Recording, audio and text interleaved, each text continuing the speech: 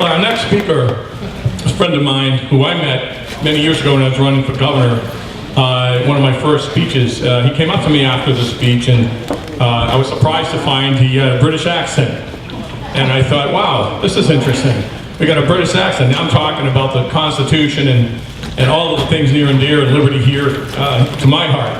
But Mike is an avid political activist. He's an engineer. And there's something I did not know about Mike. He served in the Royal Air Force of Great Britain. He's a member, of course, of the 603 Alliance Service Committee. Michael Rogers on the right.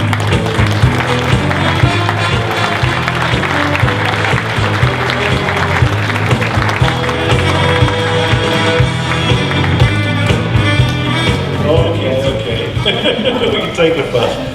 All right, I would talk a little bit about states' rights and the 10th Amendment. I think that's an important part of our Constitution and separation of powers. So our founders knew very well the perils of distant and tyrannical government, and they constructed the rules of our great American experiment in personal liberty with extreme care and with a deep understanding of human nature. First, they built into the Constitution itself a carefully delineated set of duties and responsibilities for the federal government, which was created for the mutual benefit and defense of the people of the sovereign states. Even so, some founders and some state delegations felt that these limited rules could easily be exceeded by an unscrupulous Congress. How right they were. They drafted and ratified a Bill of Rights, which became our first 10 amendments. You know, everybody remembers the First and the Second Amendment. Most people know they complete the Fifth, but they tend to forget about all the others. The Ninth and 10th Amendments are an integral part of the separation of powers. The Ninth saying that the enumeration of specific rights in the Constitution does not disparage or deny to the people any other rights which they naturally possess. The 10th Amendment says that any powers that the states and the people did not delegate to the federal government are retained by them. Specifically, it says that these powers not delegated to the United States by the Constitution nor prohibited to the states by the Constitution are reserved to the states respectively and to the people.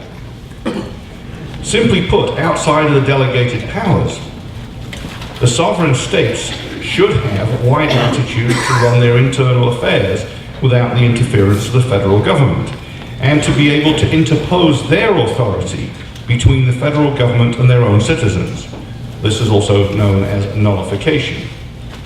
And there's actually an example of that most people don't think about.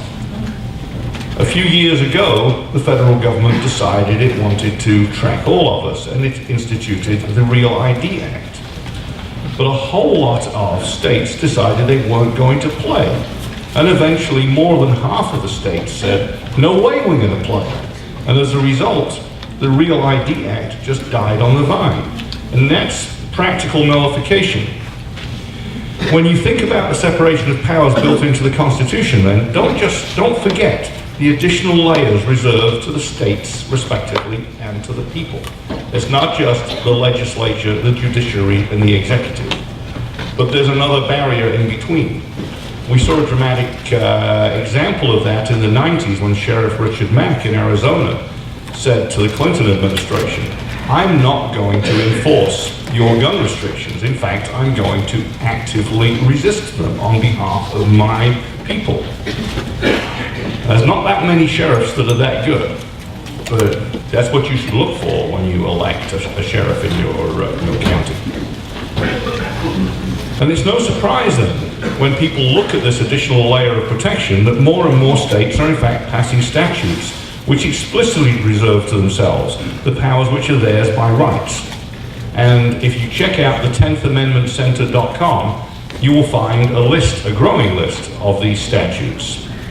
And I commend that website to you. It's a great educational resource, and they deserve your support. And that's 10thamendmentcenter.com, and it's spelled all out in words. And that, folks, is about it. Short and pithy so we can keep on track.